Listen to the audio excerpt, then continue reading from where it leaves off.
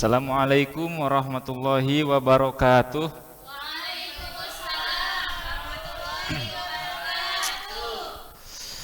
Oke, baik adik teman-temanku, anak-anakku sekalian.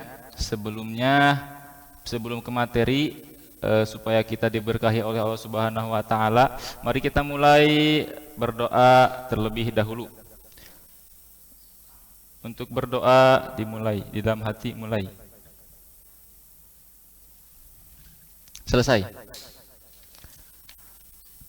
Oke. Ada yang tidak masuk sekarang? Masuk semua. Oke, baik, terima kasih, bagus ya. Sangat kompak kelas ini. Sebelumnya ini bangkunya kalau ada yang kotor-kotor sedikit ambil ya sampah-sampahnya ya. Jadi kita itu harus menjaga kebersihan di kelas kita. Oke, sebelum kita lanjut ke materi sekarang, Bapak akan ingatkan terlebih dahulu materi sebelumnya, yaitu tentang materi sholat berjamaah. Ya, kemarin sudah dijelaskan bahwa sholat berjamaah itu beda derajatnya dengan sholat sendiri. Ada yang tahu berapa perbedaannya? Ya, silakan Rindi. Oh ya, terima kasih karena sudah masih mengingat materi kita yang kemarin kita sudah diajarkan. Oke, sekarang kita masuk kepada materi sekarang, yaitu saum atau puasa. Sebelumnya ada yang tidak pernah puasa? Semuanya sudah puasa? Sudah melaksanakan puasa? Kenapa? Sakit. Oh, ada yang lagi? Oh ya, ketika seperti itulah ya. Ketika ngomong di jalan, Pak. Oh ya, betul sekali Anda ya. Oke, langsung saja. Saum itu memiliki dua pengertian. Yang pertama, pengertian menurut bahasa. Saum itu diambil dari kata bahasa Arab, yaitu as-saum, ya. As-saum. As-saumu ya. Yang artinya itu menahan diri. Jadi kalau kita menahan diri dari hal apapun itu bisa disebut saum atau puasa. Apabila kita menahan diri satu hari saja tidak bermain game, berarti itu bisa disebut berpuasa dalam hal game. Oke. Yang kedua, pengertian puasa menurut istilah. Menurut istilah itu menahan minum dan makan dari mulai terbit matahari sampai tenggelamnya matahari, dengan dilaksanakan dengan syarat-syarat tertentu dan disertai dengan niat. Nah, begitulah pengertian dari saum atau puasa itu sendiri ya. Allah menyuruh tidak kita untuk berpuasa? Ada yang memerintahkan, ada yang tahu ayatnya Pak? Ya? Bisa disebutkan ayatnya?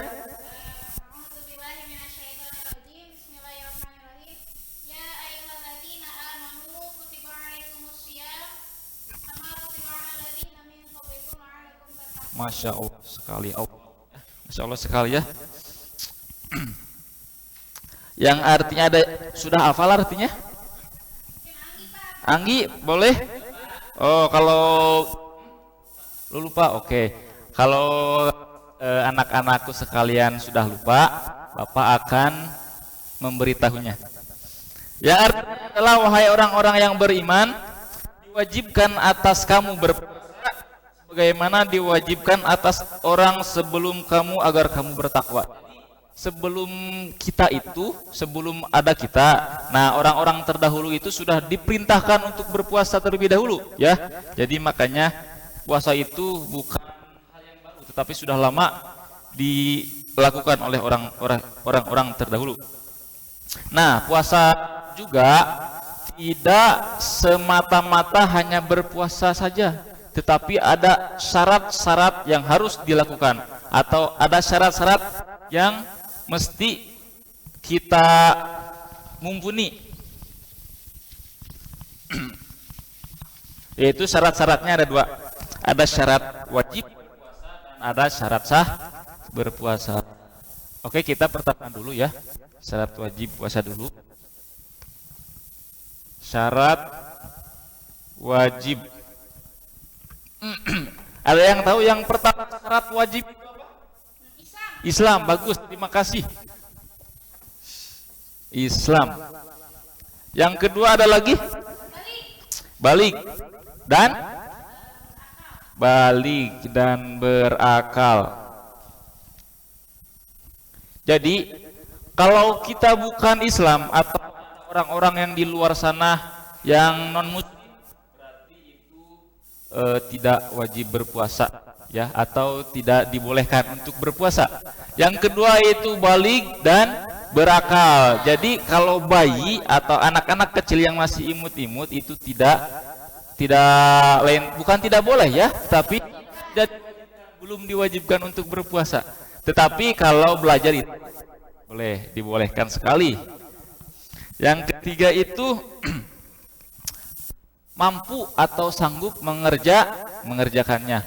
Ada yang Islam terus sudah balik dan sudah berakal tetapi tidak mampu untuk melaksanakannya. Contohnya apa? Orang yang udah nenek-nenek ya, terus sekali tidak mampu. Ya, betul sekali, dalam kurung lansia ya. Lansia atau orang sakit. Nah, itu kan ada rukhsah ya. Di dalam berpuasa boleh tidak berpuasa.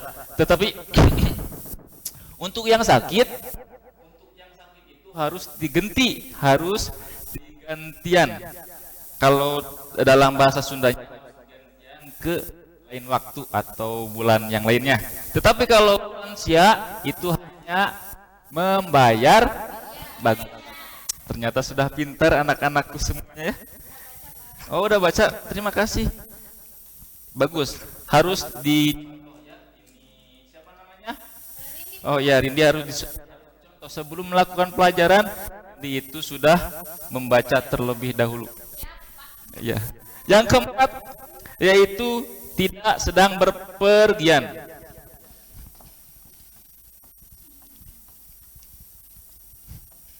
Nah, gimana tuh kalau kita akan melaksanakan mudik di dalam di sana itu untuk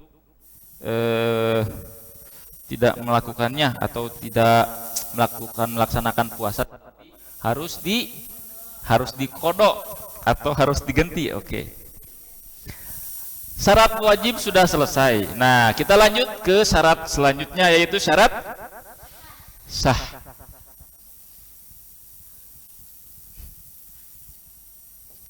Oh ya anak-anak,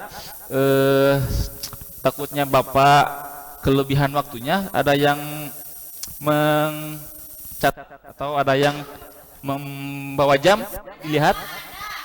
Ada? Oke. Syarat sah. Yang pertama syarat sah. Ada lagi yang tahu selain Terindi ya? Bosan Terindi mulu. Ada yang tahu? Syarat sah puasa yang ke satu yaitu sama ya, Islam. Nah, kalau kita tidak Islam maka tidak sah kita berpuasa ya. Yang kedua itu mumayyid. Mumayyid itu apa? Yang ada yang mau menjawab mumayyid itu apa? Membedakan yang benar dan yang salah. Oh ya, betul sekali. Siapa namanya Tarini ya? Aduh, terkadang saya suka lupa ya. Mumayyid.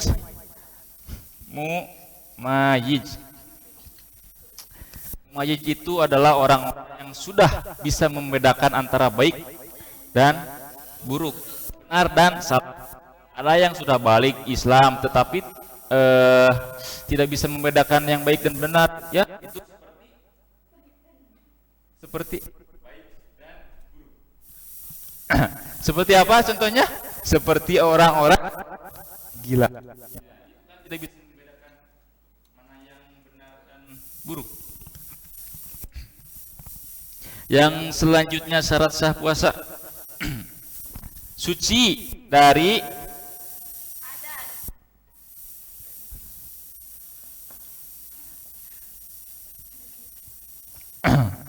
nah, yang ketiga yaitu suci dari haid dan nifas. Ini teruntuk untuk ya, tidak dihususkan untuk laki-laki. Anggi ya, ya. Jadi Anggi boleh tidak mengikuti pelajarannya. Tapi kan Anggi akan mempunyai keluarga. Nah, wajib untuk mengetahui ini untuk supaya dijelaskan kepada anak-anak Anggi. Oke. Yang keempat yaitu syarat sah berpuasa bukan pada hari-hari yang diharamkan berpuasa.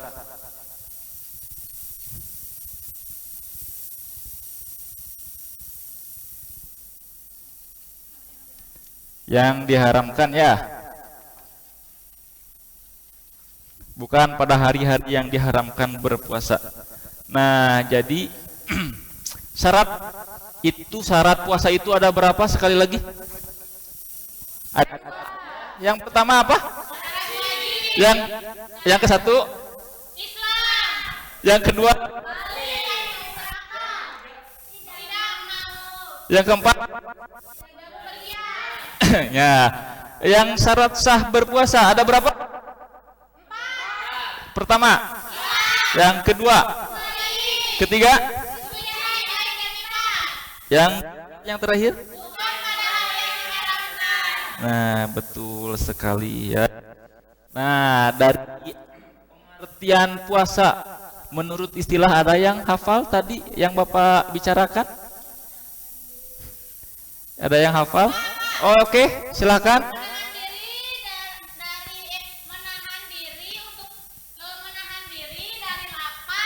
Dari iya, betul sekali. Serta menahan diri dari makan dan minum serta haramkan hal-hal yang membatalkan. Nah, ada yang tahu hal-hal yang membatalkan puasa itu apa saja? Makan. Oke, baik. Anggi. Oke, Anin. Siapa lagi? Oke, bisa, boleh kentut di dalam air. Dan satu lagi, mangga Rindi.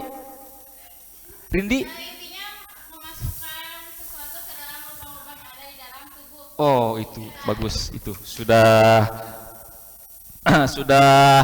satu poin besar. Nah, di sini Bapak akan menunjukkan hal-hal yang membatalkan puasa, yaitu semuanya kalau yang Bapak catat atau yang Bapak ketahui ada 6. Yang pertama itu sama seperti Teh Rindi, memasukkan sesuatu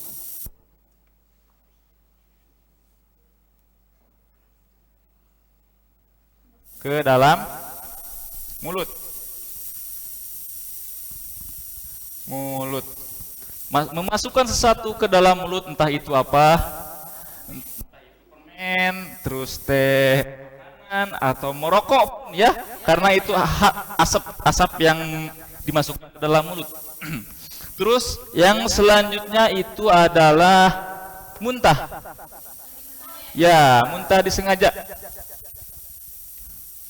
Muntah disengaja. Oh ya, ada yang Bapak lupa ya.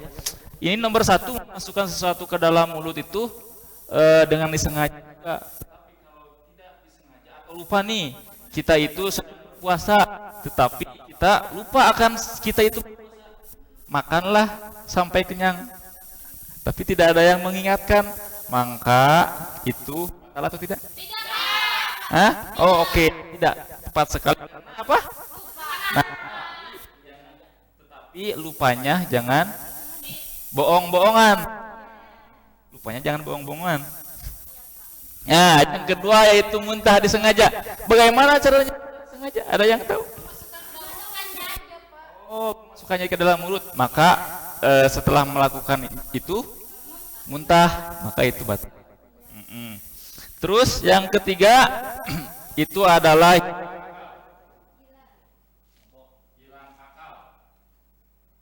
mabok itu kan muntah ya.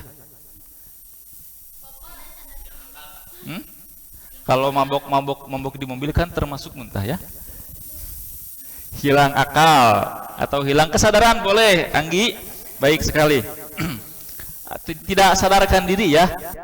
Apabila kita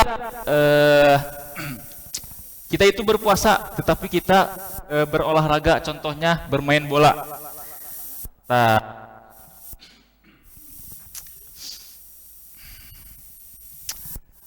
kalau kita bermain bola terus kita itu kecapean karena kita tidak kuat, kita pingsan karena kelelahan, maka itu puasanya batal. Terus ada lagi kita sedang berpuasa terus kalau menurut bahasa Sundanya ujug-ujug gelo. Nah, tiba-tiba gila karena mungkin galau dengan sudah diputuskan atau apalah itu ya, menjadi menjadi penyebab gila. Nah, terus yang keempat yaitu keluar darah haid atau untuk perempuan ini mah ya, kita berpuasa sudah jam 5, sebentar lagi buka ya, sebentar lagi tamat kita berpuasa, tiba-tiba selak atau ada darah haid, maka itu dengan terpaksa kita harus membatalkan puasa dan harus mengqadha.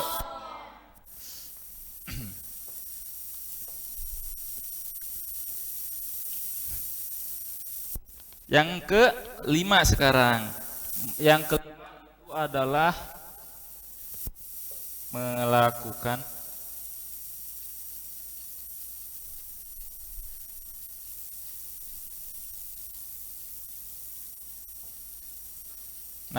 ini untuk yang sudah nikah ya. Kita lewat saja. Yang keenam, keluar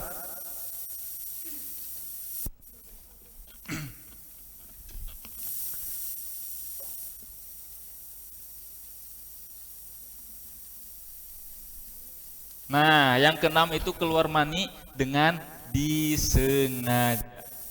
Kalau tidak disengaja atau kita sedang tertidur di siang hari pada saat berpuasa, kita mimpi dan keluarlah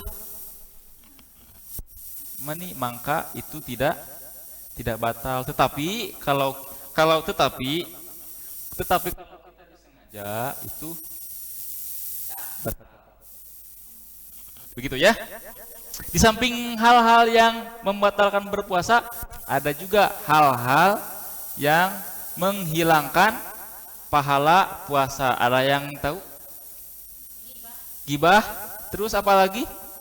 Berbohong, terus zalim. Ini siapa namanya, Wida?